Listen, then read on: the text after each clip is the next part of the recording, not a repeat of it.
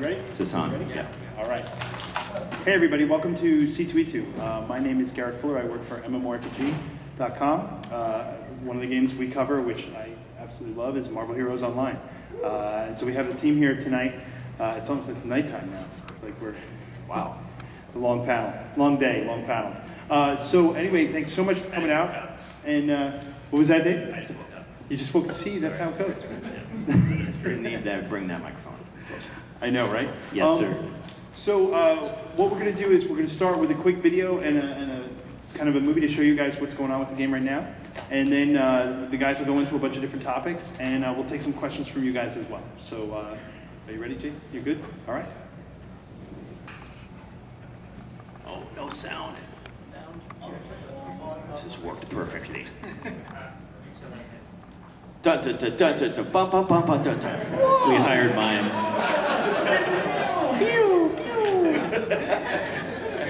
We don't need a sound department. David Brevik is the new sound department. Oh, nice.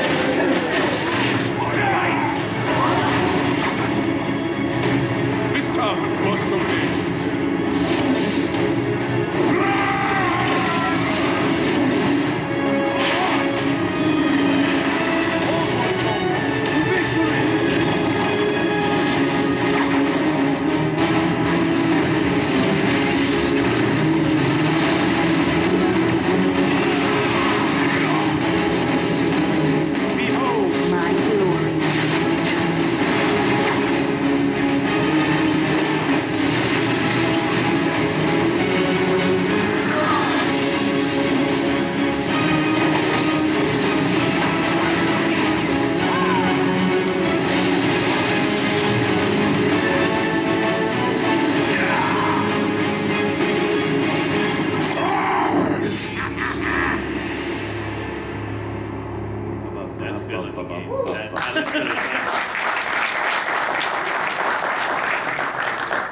My favorite part of that video is when they showed Luke Cage throwing the car.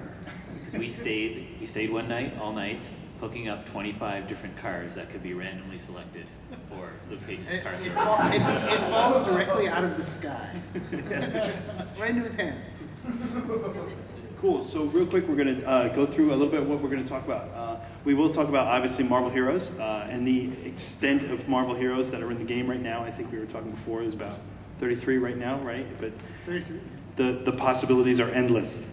So we'll go to the obscure character questions later, because I know some of these guys probably want to ask. Talk about where the game is right now. The guys will go through some behind-the-scenes stuff, and then they'll give us a preview of what's coming up in the game. So I'm going to introduce the gang, and we go through everybody. So go ahead. I'll let you guys introduce yourselves. You know better than me. So you can get stuck. Let's go down the line here. Yeah, go ahead. Go ahead. You can start. I'm Ryan Collins. I'm the community manager for Marvel Heroes, and that's what I do. Beautiful. What's your farm name? My farm name is Real Near, which is really hard to pronounce, I and cannot nobody pronounce can pronounce it. I would love to change it, but it's He been like a can year. barely pronounce it. Real Near. Like Mjolnir. Only different. Only different. My name is Jeff Donais, and my forum name is super easy to spell because I didn't go to school.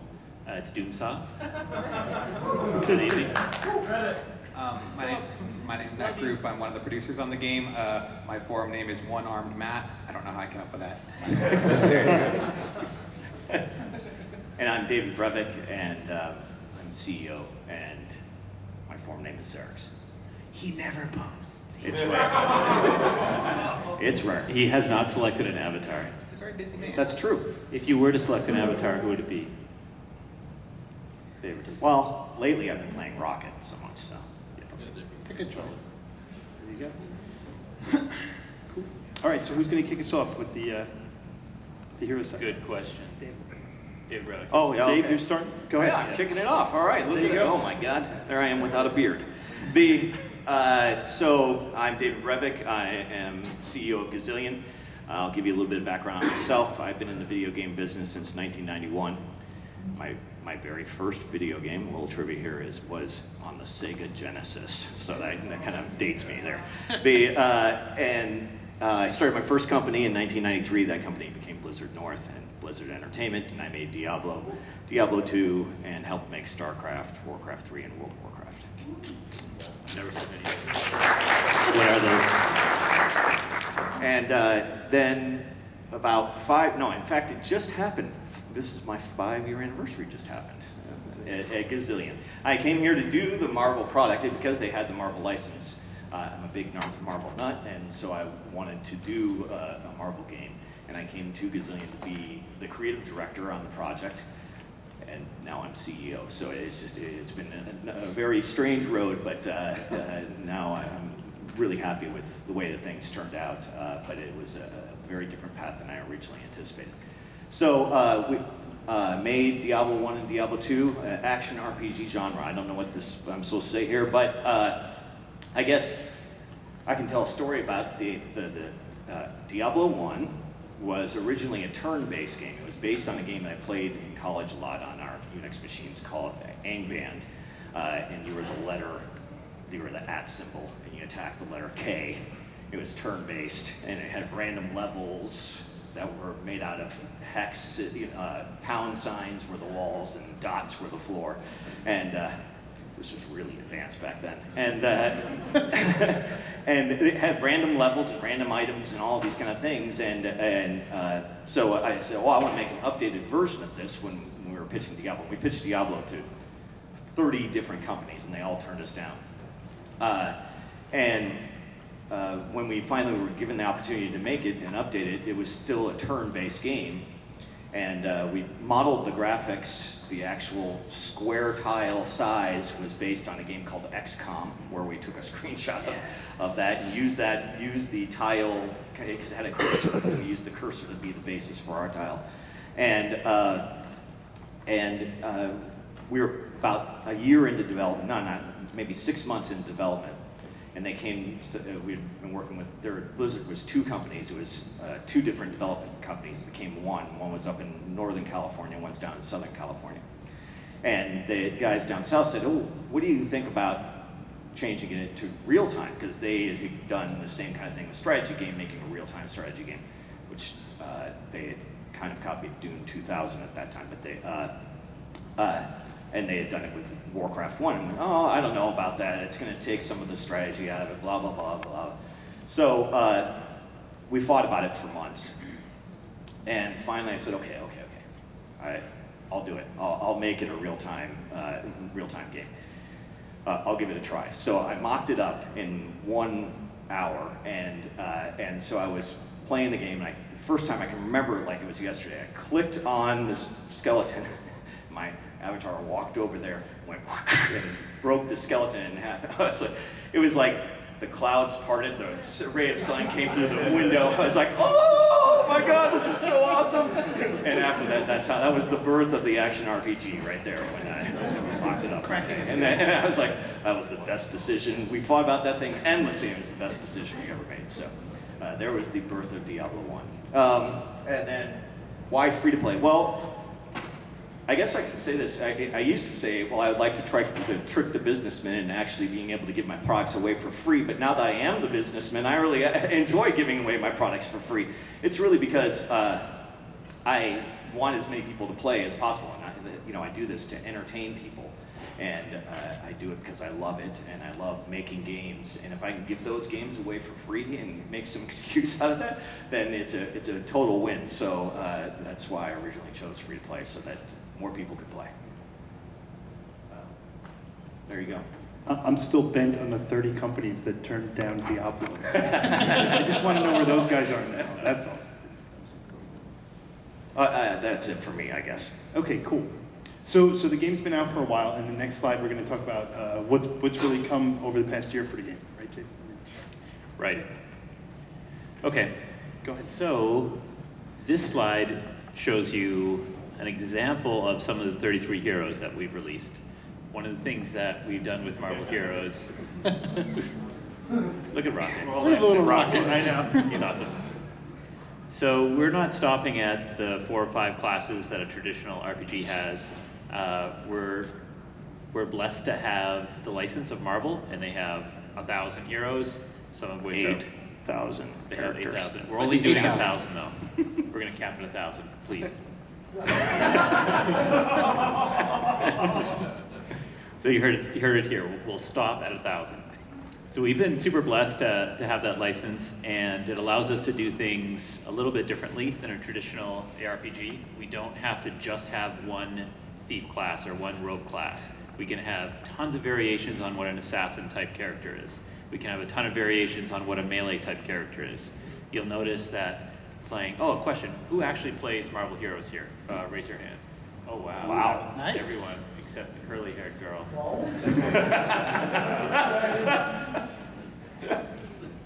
So you know, having played, that a melee like Moon Knight plays radically different than a melee like Nightcrawler, different than a melee like Daredevil. In a regular ARPG with sane people working on it, they would just have one melee and it'd be pretty fun, but we're just kind of pushing that envelope. We also get to do heroes that are not necessarily for the mainstream. So if you look at the leftmost hero there, you see Doctor Strange. And we put him out, and he has a very sophisticated mechanic. He has his whole incantation mechanic.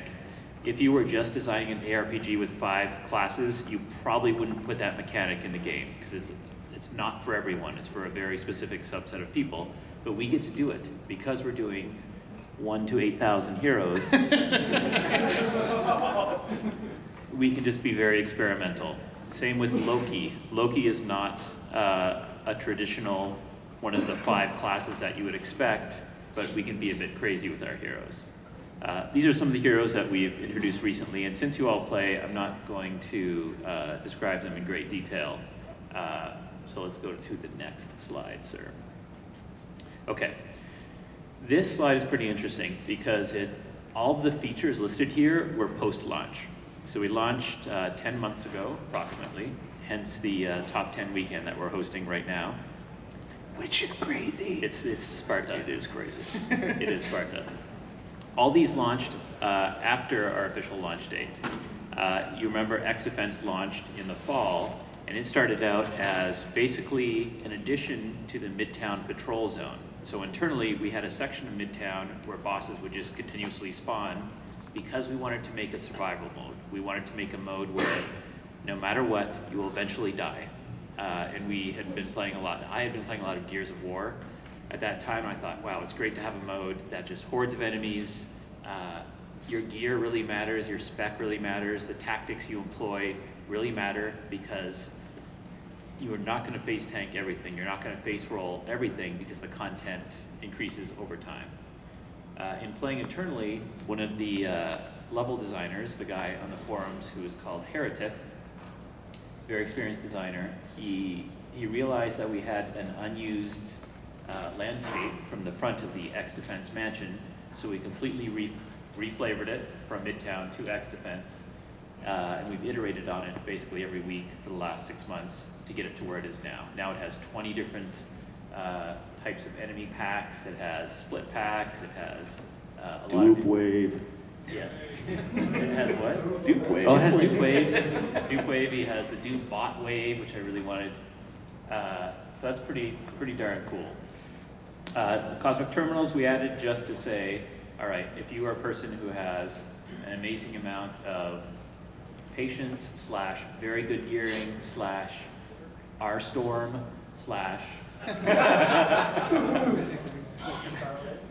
or Scarlet Witch, this is a challenge for you, and we probably will have a challenge beyond that later, but for now it's the pinnacle of your terminal runs. The Shield Holosim, again, Heretic one-man designed this. He just said, hey, I think I can do this with our mission system.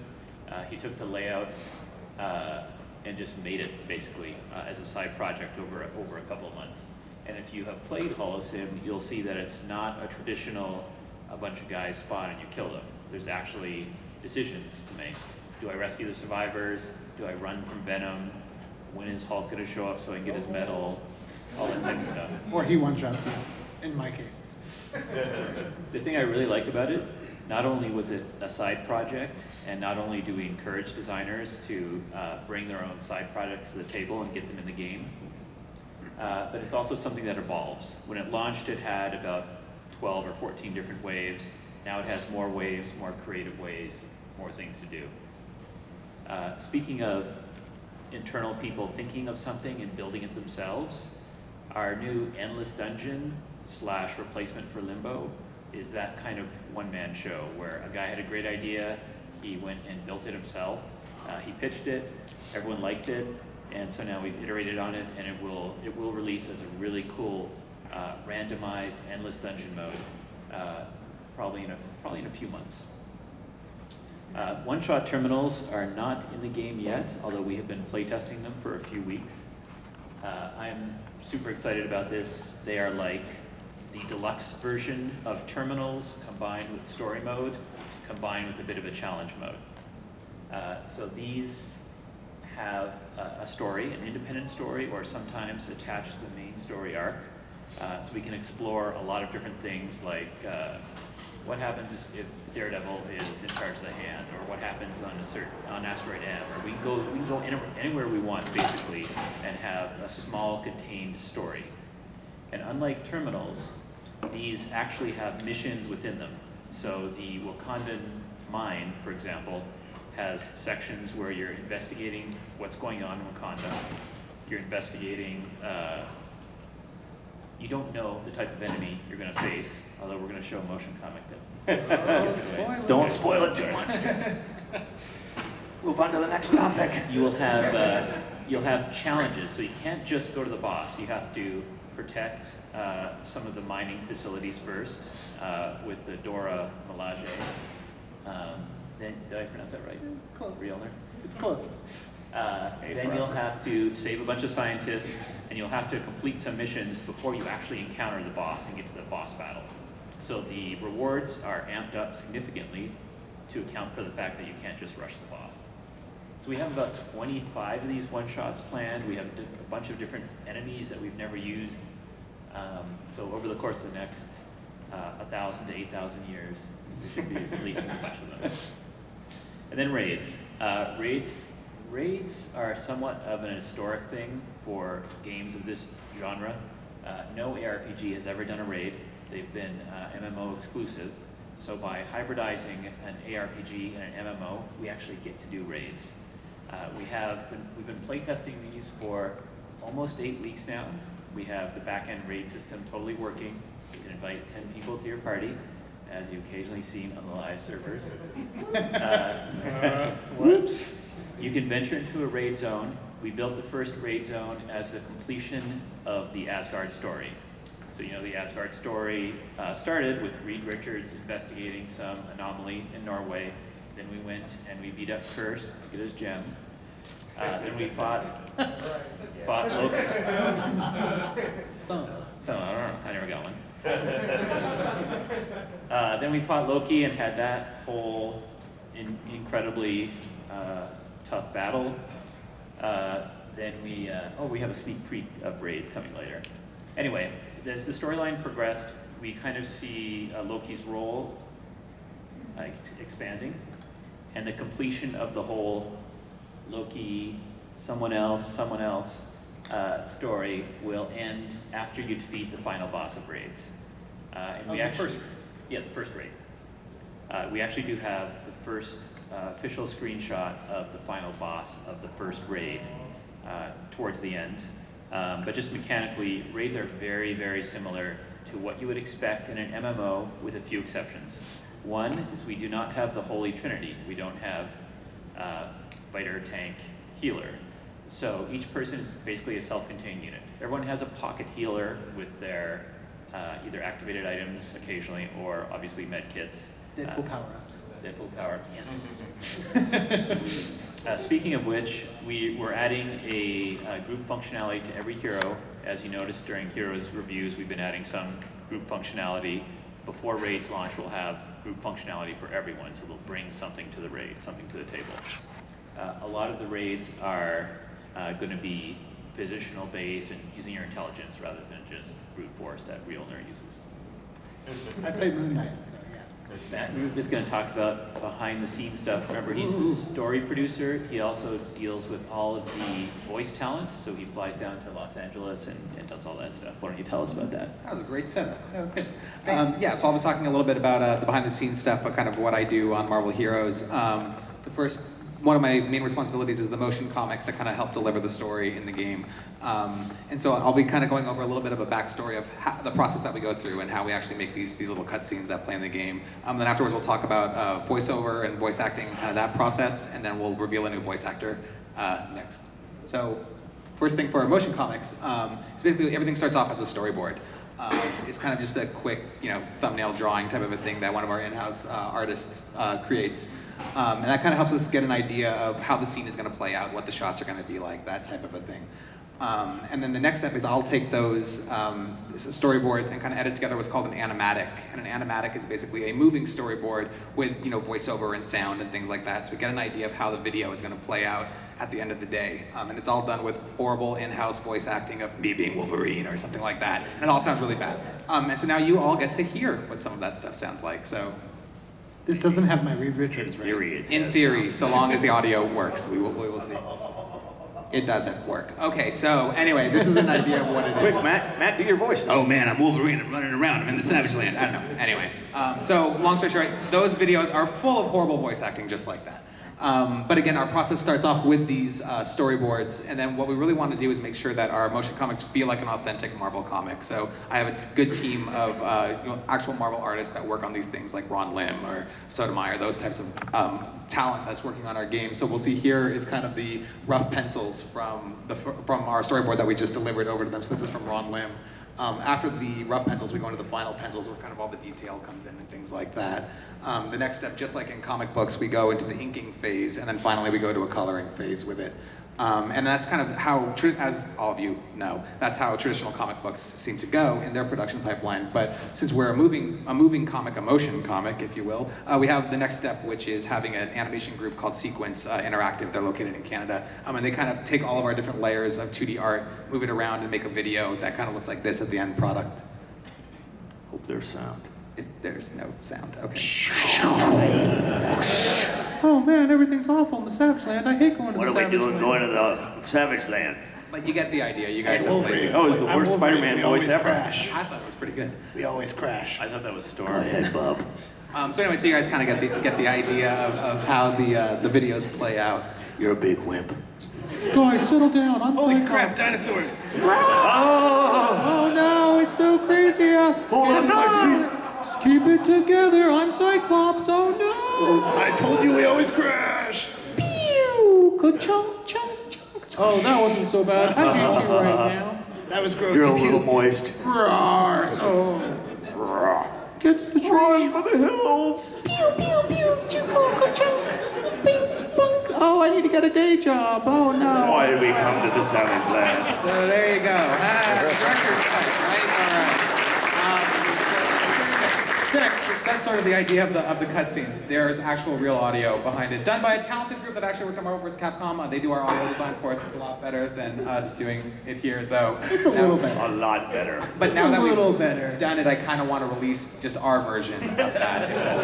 Actually, Matt, I was going to say you just started a new YouTube phenomenon right there. I dig it. I Not dig it. kidding. Yeah, we'll make a meme. It'll be a thing. That's what these kids are saying these days. It'll be great. Okay.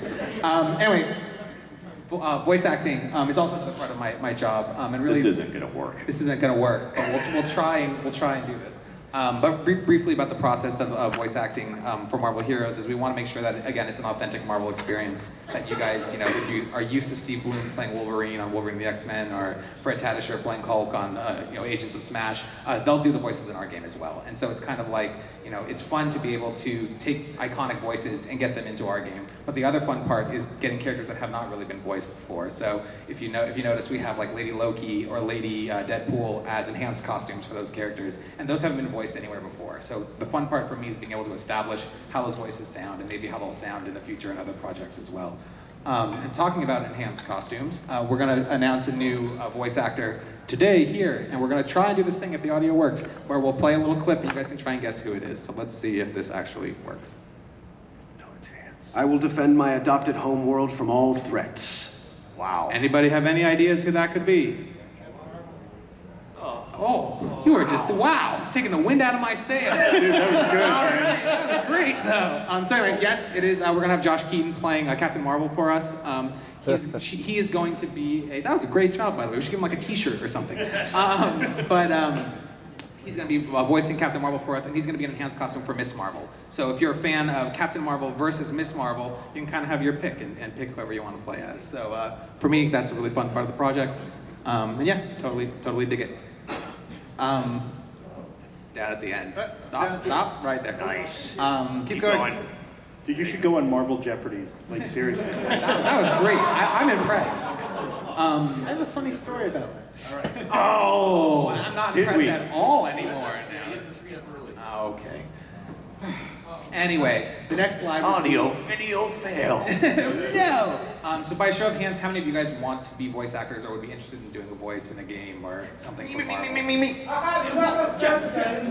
Well, conveniently, now is your chance to be in the thing. So we have mics set up in the room. One thing that I never get to do ever, because whenever we do a voiceover recording, it's just me, a couple of engineers, and the voice actor in the booth. And I don't get a big group of people like we have here. So I wanted to ask you guys if you would help me and do a couple of voices, a couple of sounds of I don't know. Maybe we're in a big football stadium. And what does that kind of sound like when you're all excited that the game's going on? Nothing bad is happening yet. So let's just I'll count to 3, and I'll let you guys all give me your cheers and all that stuff. Yeah, I'm getting a little looks here. All right, yeah. All right, ready? So 1, 2, 3, go. All right.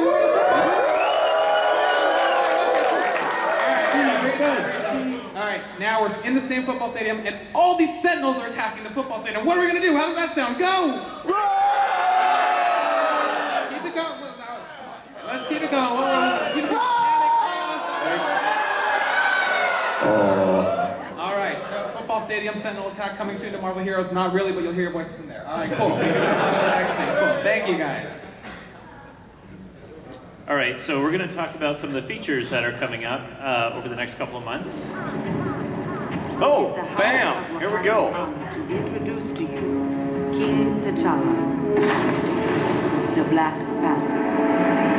My friends, welcome to Wakanda. So, not that I don't mind a free ride halfway around the world, but what's up, Panther? Because Wakanda is home to most of the world's vibranium supply, we are constantly under siege from all sides. Vibranium? It's weapon-making material, the kind that can change the course of the world. As you know, Wakandans have always been able to protect our home. But some Wakandans are having trouble embracing the future. They want to keep things the way they have been for hundreds of years. People like M'Baku the Man-Ape, leader of the Jabari tribe, the worshippers of the sacred white gorilla. The white gorilla cultists are Wakanda's most savage warriors, and the mortal enemies of the Panther tribe. We are a peaceful nation, but things have escalated. M'Baku seeks to overthrow me, and I fear he has outside assistance. We must keep the peace and the vibranium in our country no matter what the cost. You know this is a grave situation if I felt the need to invite you here. Can I count on you, my friends? Yeah, sure. What the heck? Yeah, sure. Awesome. What the heck? That was the first time that's ever been seen by the public, ever, anywhere. Just for the record. So that is the intro to our first one-shot story. It is the Wakandan Vibranium Mine, and it takes place in parallel to the main story. So it's not the next chapter, it is just a chapter that we can offer. That's what all the one-shots will be like, just a chapter that we can offer. And that is the new boss, that's the new bad guy, who's awesome, Man-Ape. I love Man-Ape. Quite the cosplay outfit, if I do say so myself. I have that exact outfit. Except I don't have a green. I don't have a green loincloth. I don't have any. Wait, that's too fast. Too fast. Cheating. Cheating, man. Spoiler. What? Jeez Louise. Okay, now. That was just wrong. Okay, so this is a mock-up of the UI for our achievement system. We've been talking about it for a while. We have most of the back-end database work done for the achievement system. Because we want this system to be super robust and last for many years, 1,000 to 8,000 new heroes have to use it. So we decided to create a new database infrastructure just to make sure it's flawless and to make sure it doesn't affect performance, and we can track all the metrics and make sure all the stuffs is gotten done. So this is just a mock-up, obviously. Yep. See? Yes. This is what our UI team has put together. As you can see, this is very traditional in terms of how both the point system goes for an achievement system and the nested achievements and the types of achievements. We have a few things. So our philosophy is this for the achievement system: do not completely reinvent the wheel, but put amazing racing tires on it. So we have 3 types of achievements that most games don't have. One is that we have achievements for your personal story related to comics. So what does Wolverine do in the comics, and how can we relate that to an achievement? Also, we have team-up achievements. So what happens if you get X-Force together? Deadpool, the new Nightcrawler costume, we have a lot of X-Force costumes. That's something a traditional MMO can't quite do. We also have a lot of team-up achievements, so defeat Doctor Doom as the Avengers, defeat Doctor Doom as Thunderbolts, etc. One step back. Okay, no, just kidding, stay there. Sorry, I love you. Our achievement system will also give a lot of different types of rewards, and we're going to be 87% more generous with our achievement rewards than other games, just because we believe people invest a lot into achievements. I know I spent many years working on achievements in various games, and I think the rewards should be higher than they are traditionally now. You're going to be quoted on that 87%? All right, it's going to be more than 87. It'll be 80. It'll be like 87 exactly. Probably 88. Yeah, maybe 88. Too many rewards, pull it out. 200%? That's what I heard. So the achievement system, we're hoping to launch within a month of our 1-year anniversary. As soon as it's actually ready to go and tested, we'll put it out. Not before that, but it's definitely close. What is the next thing we have here? Are we spoiling this? Yes, we are. Okay. They're spoiling this. Right. We have not really talked in detail about this. One of the great things that we love in games, and David loves a lot, from the old EverQuest, was the alternate advancement system. A thing I really love a lot from Borderlands 2 was the badass rank system, and there's a lot of other games that have created some kind of alternate advancement system in various stages of sophistication and polish. So we want to basically take the best of every alternate advancement system that we've ever played and give it a Marvel twist and make it super polished and fun and long-term. And so that's what we've done. We worked with Marvel to decide on flavor for this system, and we came up with the SHIELD Omega system. And let me describe it for you. As you know, as you've read comics over the last few decades, SHIELD has done a lot of stuff. SHIELD has researched basically everything. It's been involved in almost every major earthly and supernatural and cosmic and historical and technological supernatural. They have their fingers in everything. So our system will have the ability for players to earn, say, progress towards SHIELD nanotech research or SHIELD supernatural research, or if you remember the 2010 Jonathan Hickman series, more historical mysticism type stuff, cosmic stuff. And the system will let you invest freely in any of those categories I mentioned and a few more, like the Super Soldier program, or gamma radiation, or arcane attunements, or neural implants, cybernetics, etc. This is one tab. I believe it's themed after magic, arcane attunement. Each of the tabs will have a different setup, so you'll be able to acquire points in the system just from earning experience on any hero at any level at any time. That's why we've kept experience orbs in the game, because they will become very important once the system launches. So you'll be able to get points no matter who you're playing, no matter what prestige level you're at, no matter what level you're at, and you'll get those little Omega points. Each hero will be able to then choose from your pool of Omega points, just like synergies. You'll be able to choose how you allocate those points. So if you've earned 100 Omega points on your account, you can spend 100 on Deadpool, 100 on Wolverine, 100 on Doctor Doom, 100 on Dr. Havoc. Doom. Oh, sorry. Whoa. 100 on whatever hero you happen to have. Actually, not yet. Not yet. 2 more seconds.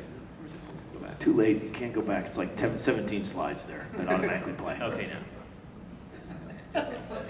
Anyway, this Omega system is going to launch before our first year anniversary. It's actually, the back end is almost completely done. The actual game experience for you will not be unchanged. You just play. You do anything you want, anything that garners experience, and when you gain enough, yeah, exactly. That's what I thought. When your experience bar fills up, actually, you will be able to right-click on your experience bar and see the bar for your Omega levels. And I think that functionality might actually be in the game right now, pseudo accidentally. So you can flip your experience bar to see when your next Omega point is coming or when your next actual level is, because it's independent. And then a little orb will drop that looks a lot like the legendary experience orb. You pick it up, you get an Omega point, and then you decide how to spend it. The UI is super slick and it's super beautiful. All right, this is trading. It's got a hex grid. What's more beautiful than a hex grid? I love hex grids. Gorgeous. Yeah. Even Rocky had All hex sorts of grid. elaborate shapes and patterns and stuff on that, and the hex grids too. It's really So we've been teasing trading. It is almost complete. This is what the UI looks like. Several things we wanted to do with trading. Although it seems like such a simple feature, there is a lot of sophistication to the back end because you want to make sure it is 1000% user-friendly. We've played like games in the past where people can quickly macro a swap in. We've engineered this so that's completely impossible. Anytime someone changes an item, it automatically puts a cooldown on the trade. You'll be able to tooltip over, see exactly what the item is, what the rolls are, what enchants it has, etc. But other than that, it functions exactly as you would expect. You right-click on a person's name when they're nearby or in chat. Just like the inspect feature, you can just go ahead and trade with them. So we're expecting that. no more dropping stuff on the floor. Yep, I'm gonna miss that. The shady subway deals. It has nostalgic charm. I guess it's something, right? It's training room deals now. Yeah, it's a really advanced feature for a video game. I think. Really advanced. All right. So now, new costumes. Who's gonna? I'll talk about costumes. You guys like costumes? Yeah. So, Matt, in real life, no, I'm just kidding. So Matt Group and I love costumes, and we get the pleasure of having a weekly costume meeting that rarely happens. I'm just kidding, it happens every week. We sit next to each other, so there's not much need. But yes, we talk about costumes all So day. we get to have the fun job of sitting around and thinking, like, what would we do for that character? Like, what should Scarlet Witch's next costume be? And like, well, what does the community want? And so on and so forth. So I want to show you guys some costumes today. This one that is already on the screen, so you've already seen it, is Loki's Siege costume from the Siege storyline from a couple of years ago, the big event where he died. He died. No spoilers. Oh, sorry. I said no spoilers. I'm teasing. He's back already, it's fine. He even grew up as a kid, it was very strange. This is personally my favorite look for Loki. Is his most modern and kind of ridiculous. He still keeps the ridiculous horns, but he's kind of a little more awesome, a little more like tough. So we chose to do this one as the next one because we had just done Lady Loki, and we wanted to give Loki players who didn't want to play Lady Loki kind of a more iconic comic look that wasn't super classic and isn't movie. So we went with Siege, and I think this is maybe one of the coolest ones we will ever do for Loki. Because it's such a good design. Olivier Copiel did this one, and it's flawless. When does this one come out? This one comes out on Tuesday, actually. Wow. So no one's seen it, but nobody's even seen it. Except Dave Brevik, he's seen it. Except Reddit. Sees all. And wait, Wait. what? Okay. Next. So the next one is our first enhanced costume for Ghost Rider. And so we have a tendency that we super love doing these gender swap characters. We revealed Captain Marvel earlier for Miss Marvel, and that's the first one we went the other way. But we've done Lady Deadpool, we've done Lady Loki, we did Hawkeye, we did Kate Bishop for her, which is my personal favorite. I love Kate Bishop. So we were like, what can we do for next for Ghost Rider? Like, we have to really up his game because his default costume is so freaking cool and so well done that it has to be special. So we went for Alejandra Blaze, which was the Ghost Rider who appeared during Fear Itself a few years ago.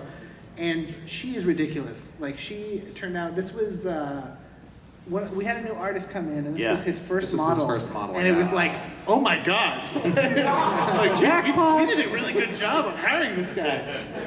So yeah, this will be. I'm not sure when this one is shipping because it's gonna have the hair needs to be done special for her because she has really big hair, whereas old school Johnny Blaze just has straight up. So I'm not sure what the release date of this one, but I wanted to give you guys the first look at it because we've never shown it. I think we've teased it, and that's it.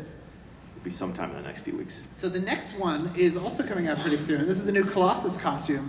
This is our second Ultimate costume in the game, which is really weird because the Ultimate Universe, it seems like something we would have tapped before. This is our first Ultimate X-Man in his classic blue and yellow / black and yellow, depending on who colored it, uniform. He has amazing boots. Look at those boots. It's the shiny skin. They're so shiny. And Skin looks shinier. this is also the first Colossus that doesn't have the cool riveted skin, but he has this cool like T1000 metallic skin in Ultimate. And I dig that because it gives him kind of a different color palette and stuff. So this is actually coming out really soon as well, in the next week or two, I think. Maybe. 2 weeks. 2 weeks? Couple weeks. 2 weeks. He says 2 weeks.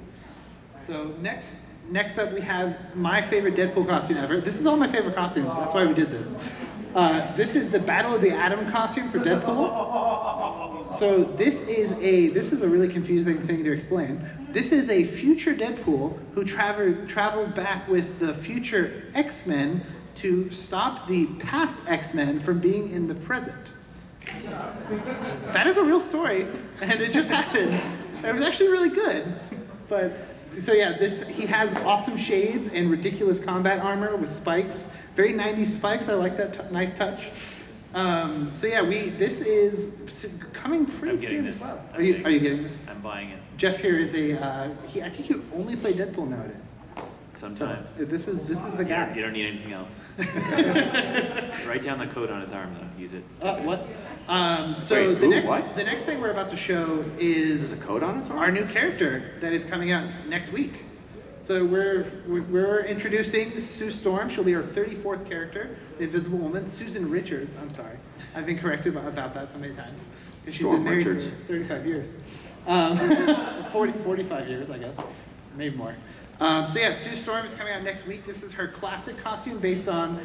I see this as based on the Michael Ringo stuff from pretty recently, like a nice spin on the original. She's also coming out with her Future Foundation costume, which these are so awesome. These are like these costumes were done a few years ago when Johnny Storm died. I'm going to use quotes on a lot of deaths in every conversation about comics. Negative zone. Negative zone, yeah, it was negative zone stuff, don't worry about it. And so they had Spider-Man join the team. They all got these really sweet white and black costumes, which could invert their colors, Matt. And there were black and white ones. Ryan Collins. Wouldn't that be a cool costume? So yeah, so Sue Storm comes out next week. I am super excited for her. She has giant force fields of death and also protect, which is the opposite of death, I guess. And she is super ridiculous and fun. She is on Test Center this weekend, actually. So you can actually already play her and test her out and give us feedback on her. And I need to make a new thread for that. The last we one. don't need to do this. Oh, come on. The last one is in here. I feel like as a personal favorite to me because I am the nerdiest Moon Knight fan that I've ever met.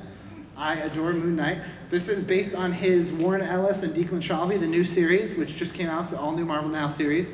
It is super good, and you should read it. I think it's going to win an Eisner, and if it doesn't, I'll cry.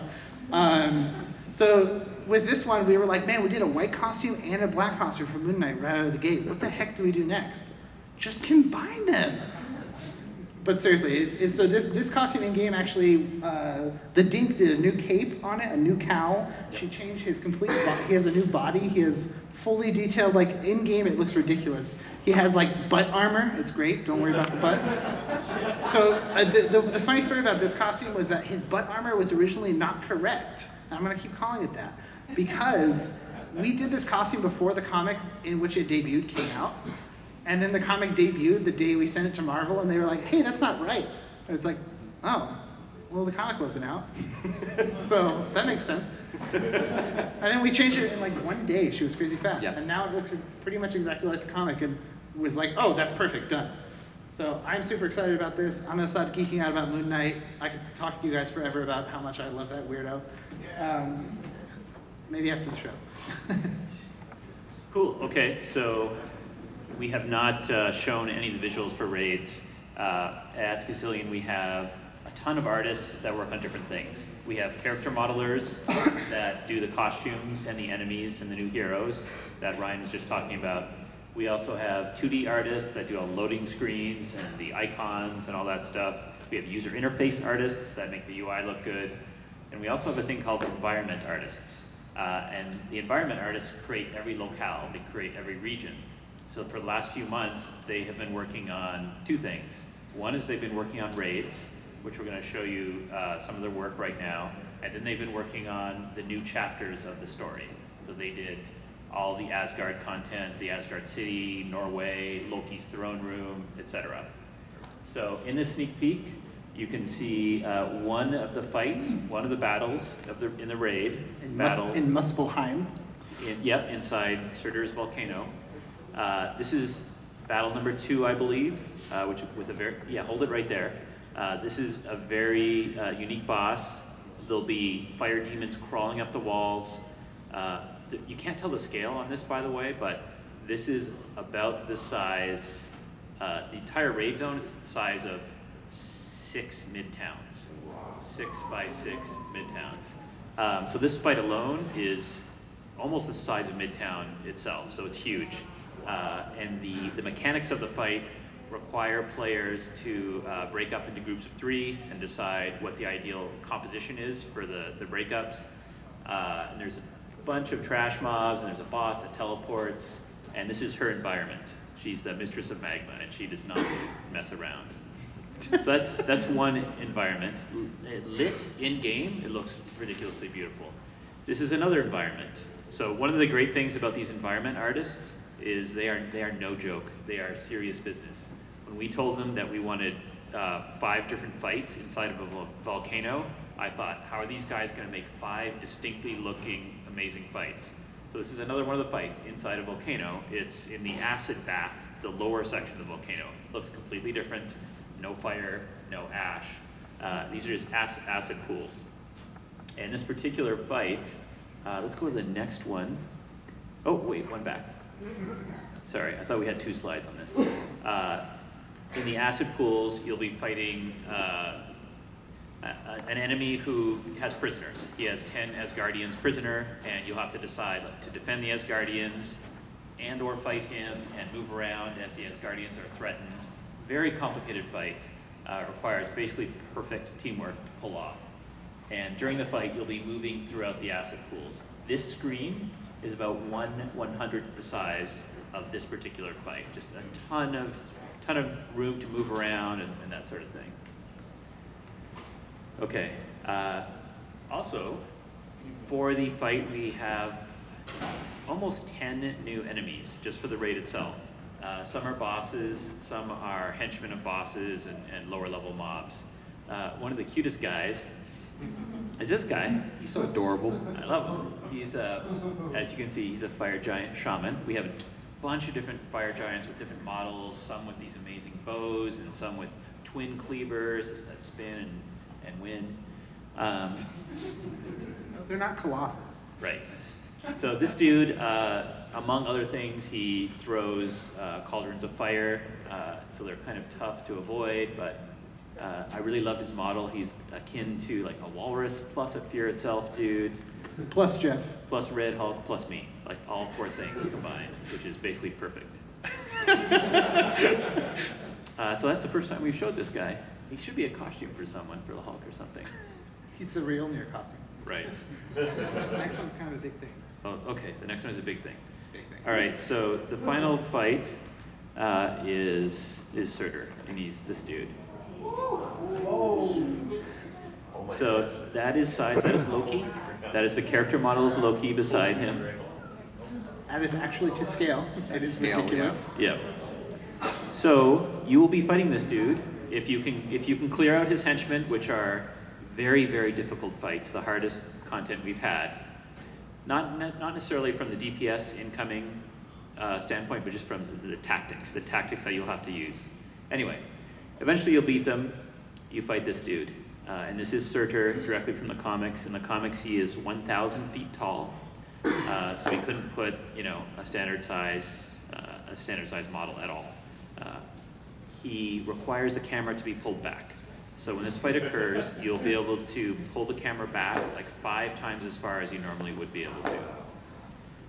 He is also has incredibly I think he has 7 different attacks, 7 different powers, from swinging his sword into different regions, to calling in demons, to comets that require you to group up, and other stuff that requires you to spread out, and ads and healers, and tons of different stuff for this particular fight. So this is him. You can earn that sword. That is an item that will drop from him. His sword. What's it called? The sword is called Twilight. Twilight. And we're going to argue about that after this. Yes, we are. I'm teasing. In a way. He's not teasing. Definitely not. But yes, that's Twilight. It's a giant sword that he plunges into Asgard to start Ragnarok. Right. He's kind of a jerk. I was gonna say, on this slide, the last part of our panel, before we do a Q&A, I guess, afterwards, is kind of what is the next part of the story going to be in Marvel Heroes. Post-Sorcerer. Post-Sorcerer, right. So we had the launch, the Doctor Doom saga, as I call it, and then there's the Asgard adventures that we do, and then kind of what is the next thing that we're going to do. We don't have a lot to show for it. We have a couple of pieces of imagery. We're only going to show one, though, here. Should we show it now? Right now? Oh yeah. That's all we're allowed to say or show, but you guys can get the idea of where we're going to be going next in the next story expansion for Marvel Heroes. So. It's really exciting.